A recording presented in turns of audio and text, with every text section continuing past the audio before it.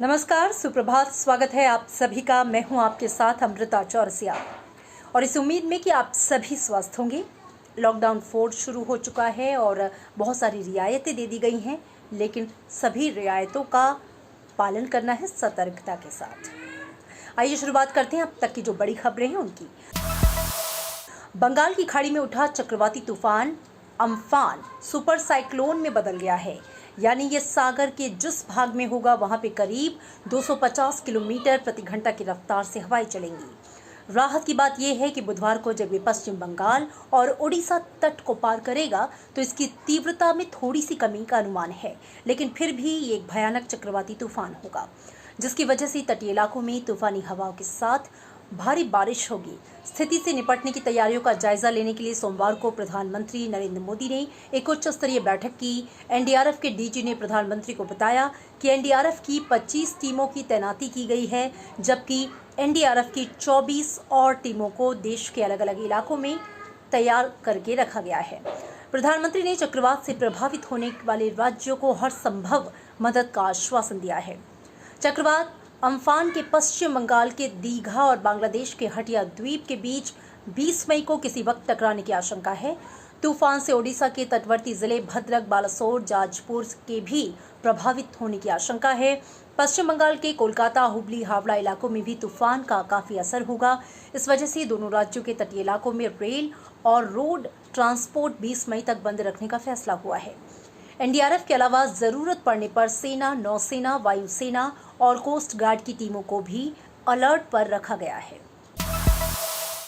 North coastal Orissa में 20 तारीख को विंड स्पीड 110 to 120 और गस्टिनेस में 135 किलोमीटर पावर हो सकता है। और जब ये तट को पार करेगा वेस्ट बंगाल और बांग्लादेश कोस्ट को दीघा और हाथिया आइलैंड के बीच में सुंदरबन के आसपास, तब इसका wind speed 165 to 175, gusting 195 kmph होने का उम्मीद है। इसके साथ साथ माने साउथ 24 परगना, नॉर्थ 24 परगना और ईस्ट मिदनापुर के साथ साथ जो कलकत्ता, हुगली, हावड़ा डिस्ट्रिक्ट से वेस्ट मिदनापुर है, वहाँ भी स्ट्रांग विंड रहेगा 110 to 120 kilometre per hour, gusting 230 kilometre per hour. So वहाँ भी मेजर डैमेज हो सकता है। और एनडीआरएफ की टीमें अपनी अपनी जगह पकड़ चुकी हैं और कुछ टीमें जो ट्रांजिट में हैं वो आज देर रात तक या कल सुबह अपना जगह पकड़ लेंगी। जो टीमें अपनी जगह पर पहुंच चुकी हैं वो अवेयरनेस ड्राइव और सेंसिटाइजेशन का काम तथा इवैक्यूएशन में मदद कर रही हैं। ये जो आपके सामने साइक्लोन का पाथ है, उसी के अनुरूप हम लोगों ने टीम्स को डिप्लॉय किया है। अगले मैप में वो डिप्लॉयमेंट आ जाएगा। लेकिन ये बात मैं आपके सामने रखना चाह रहा था कि इन टीमों के अलावे जो 6 अलग बटालियन हैं एनडीआरएफ के, और भी बटालियन हैं, लेकिन 6 बटालियनों को हॉट स्टैंड बाय में रखा गया है, क्योंकि किसी भी समय और फोर्स की ज़रूरत हो सकती है और एनडीआरएफ यूनिट्स की ज़रूरत हो सकती है। इसलिए 11 बटालियन बनारस, नवा battalion Patna, 1st battalion Guwahati, 10th battalion Vijayawada, 4th battalion Chennai और कोनम, 5th बटालियन पुणे, इन 6 बटालियन में 4 टीमों को हॉट स्टैंड बाय में रखा गया है।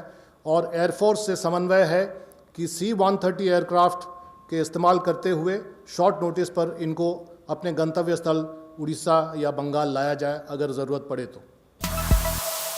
स्वास्थ्य मंत्री डॉक्टर हर्षवर्धन ने दुनिया भर की सरकारों, उद्योगों और समाजसेवी संगठनों से अपनी दूरगामी प्राथमिकताओं पर पुनर्विचार कर अपने संसाधनों को ज्यादा से ज्यादा सार्वजनिक कल्याण में लगाने की अपील की।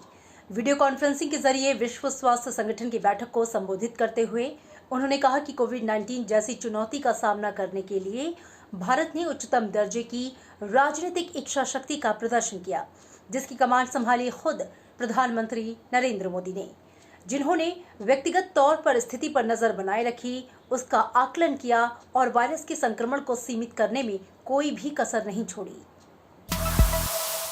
We in India undertook the COVID-19 challenge with the highest level of political commitment.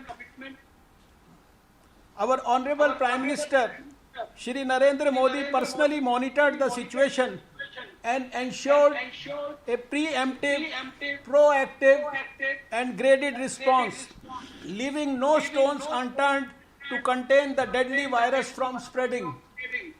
India took all necessary steps well in time, including surveillance at points of entry, evacuation of nationals stranded overseas, massive community surveillance through robust disease surveillance network, strengthening of health infrastructure, capacity building of over 2 million frontline human resources, risk communication, and community involvement. कोविड-19 से निपटने में विश्व स्वास्थ्य संगठन की भूमिका की जांच की जाएगी। इस बात की जानकारी दी संगठन के प्रमुख डॉक्टर टेड्रोस एडहानोम घेब्रेयेसस ने, जो सोमवार को जिनेवा में WHO की मंत्री स्तर की सालाना बैठक को वीडियो कॉन्फ्रेंसिंग के जरिए संबोधित कर रहे थे। पूर्ण पारदर्शिता का वायदा करते हुए उन्होंने कहा कि इस महामारी से सभी को कुछ न कुछ सीखना चाहिए। सभी देशों और संगठनों ने इस बीमारी को लेकर जो कदम उठाए उसकी समीक्षा होनी चाहिए और उस अनुभव से हमें ये सीख लेनी होगी। और इस बीच देश में कोरोना संक्रमण के एक दिन में सबसे ज्यादा 5,242 नए मामले सामने आए हैं। इसके साथ ही कोविड-19 मरीजों की संख्या बढ़कर 96,000 पार कर चुकी है। इनमें 56,000 से ज्यादा एक्टिव केस हैं। वहीं 36,824 मरीजों को इलाज के बाद अस्पताल से छुट्टी दी जा चुकी है और कोरोना मरीजों की ठीक होने की दर बढ़कर 38.29% हो चुकी है। देश में अब तक कोरोना वायरस से 3,000 से ज्यादा लोगों की मौत हो चुकी है।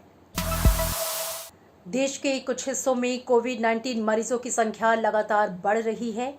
प्रभावित राज्यों में महाराष्ट्र पहले नंबर पर है। यहां पर कोविड-19 मरीजों की संख्या 33,000 को पार कर चुकी है।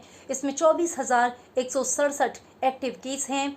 वहीं 7,688 लोगों को इलाज के बाद छुट्टी दी जा चुकी है, जबकि 1,198 लोगों की मौत हो चुकी है। दूसरे नंबर पर गुजरात है। यहां अब तक 11,000 से ज्यादा केस सामने आए हैं। इसमें 6,222 केस सक्रिय हैं। वहीं 659 लोगों की मौत हो चुकी है। कोरोना पीड़ित राज्यों में तमिलनाडु तीसरे नंबर पर है। यहां पर अब तक 11,000 से ज्यादा केस आ चुके हैं। इसमें करीब 7,000 सक्रिय केस हैं और 79 लोगों की मौत हुई। राजधानी दिल्ली चौथे नंबर पर है। यहां पे संक्रमितों की संख्या 9700 के पार पहुंच चुकी है। इसमें 5,405 सक्रिय केस हैं, जबकि 148 लोगों की मौत हो चुकी है। लॉकडाउन 4 को लेकर केंद्रीय गृह मंत्रालय ने स्पष्ट किया है कि राज्य सरकारें मंत्रालय द्वारा लगाए गए प्रतिबंधों में अपनी तरफ से रियायत नहीं दे सकती। केंद्रीय गृह सचिव अजय भल्ला ने राज्यों के मुख्य सचिवों को लिखे पत्र में कहा कि राज्य सरकारें अपने आकलन के आधार पर कुछ एक कार्यों को प्रतिबंधित कर सकती हैं, लेकिन प्रतिबंधों की अनदेखी नहीं की जा सकती। उन्होंने राज्यों से ये सुनिश्चित करने को कहा है कि नए दिशा निर्देशों का सख्ती से पालन किया जाए। इधर दिल्ली सरकार ने लॉकडाउन 4 के दौरान बस, ऑटो और टैक्सी सर्विस को चालू करने का फैसला किया है। साथ ही सभी सरकारी और प्राइवेट दफ्तर भी खुलेंगे। सोमवार को नए दिशा निर्देशों की जानकारी देते हुए मुख्यमंत्री अरविंद केजरीवाल ने बताया कि ऑटो रिक्शा, ई रिक्शा और साइकिल रिक्शा में केवल एक आदमी को बैठने की अनुमति होगी। बसों में 20 से ज्यादा लोग नहीं होंगे। टैक्सी और कैब में ड्राइवर के अलावा सिर्फ 2 लोगों को यात्रा करने की अनुमति होगी। वहीं बाइक पर किसी अन्य को बैठने की अनुमति नहीं दी जाएगी। शॉपिंग कॉम्प्लेक्स में दुकानें ऑड इवन हिसाब से खुलेंगी और अगर सोशल डिस्टेंसिंग का पालन नहीं होगा तो दुकानदार के खिलाफ कार्रवाई की जाएगी। हालांकि उन्होंने ये साफ किया है कि कंटेनमेंट जोन में किसी भी तरह की गतिविधियों की इजाजत नहीं होगी। उपराष्ट्रपति एम वेंकैया नायडू ने कहा कि कोरोना पर नियंत्रण पाने के लिए जरूरी है कि हम अपने व्यवहार और आचरण में बदलाव के साथ अपनी जिम्मेदारी निरंतर निभाएं। उन्होंने कहा कि ऐसे कई उदाहरण हैं जब महामारियों ने सामाजिक संरचना की गति और दिशा को बदला है।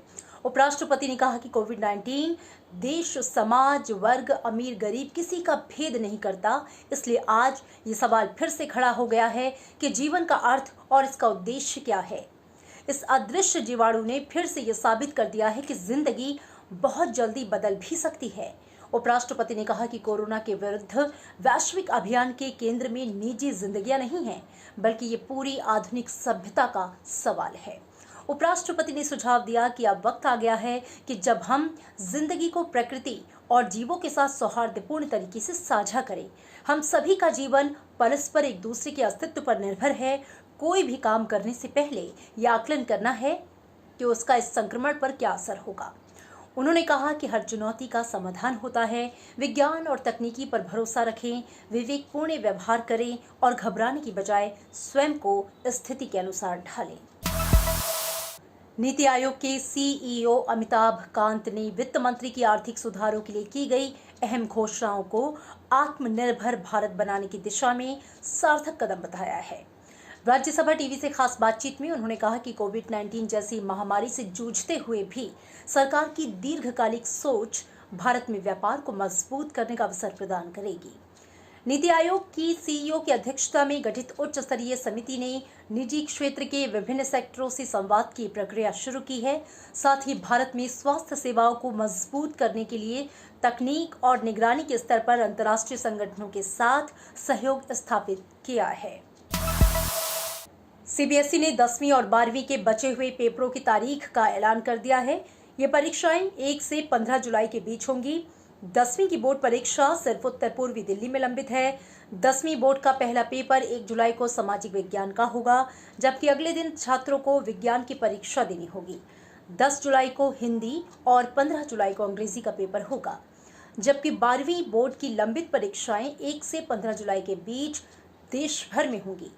पहला पेपर 1 जुलाई को गृह विज्ञान का होगा, 2 जुलाई को हिंदी, 7 जुलाई को कंप्यूटर और इंफॉर्मेशन टेक्नोलॉजी, 9 जुलाई को बिजनेस स्टडीज, 10 जुलाई को बायोटेक्नोलॉजी, 11 जुलाई को भूगोल और 13 जुलाई को समाज शास्त्र का पेपर होगा।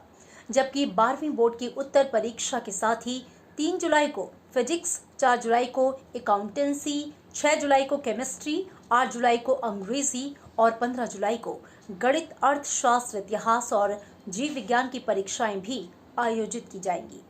परीक्षार्थियों को सामाजिक दूरी के मानदंडों का कड़ाई से पालन करना होगा। और अब एक नजर दुनिया में कोरोना की स्थिति पर। अब तक पूरे विश्व में 47,30,000 से ज्यादा लोग कोरोना संक्रमण का शिकार हुए। वहीं अब तक 3,15,000 से ज्यादा लोग इस वायरस से अपनी जान गंवा चुके हैं। अमेरिका में सबसे अधिक 14,86,000 कोरोना के मामले आए हैं और वहां पे 89,500 से ज्यादा लोगों की मौत हुई। रूस में कोरोना के मामले बढ़कर 2,90,000 के पार पहुंच गए हैं और 2,700 से ज्यादा लोगों की मौत हुई है। इटली में 2,25,000 से ज्यादा मामले सामने आए हैं, करीब 32,000 से ज्यादा लोगों की मौत हुई है। स्पेन में अब तक 2,30,000 से ज्यादा कोरोना संक्रमण के मामले आए, वहीं 27,500 से ज्यादा लोगों की मौत हुई। ब्रिटेन में 2,45,000 के करीब मामले सामने आए हैं, वहीं 34,000 से ज्यादा लोगों की मौत हुई है। मुश्किल समय में थोड़ी सी योगदान से बहुत फर्क पड़ता है। उपराष्ट्रपति एम वेंकैया नायडू ने ऐसी ही एक 10 साल की लड़की सर्व अन्नापा रेड्डी के प्रयासों की सराहना करते हुए इसे वसुधैव कुटुंबकम के आदर्शों के अनुकूल बताया। अमेरिका में रहने वाली इस बच्ची ने कोविड-19 से लड़ने वाले स्वास्थ्य कर्मियों को व्यक्तिगत कार्ड भेजे, जिसके बाद इस बच्ची को राष्ट्रपति डोनाल्ड ट्रंप की ओर से सम्मानित किया गया।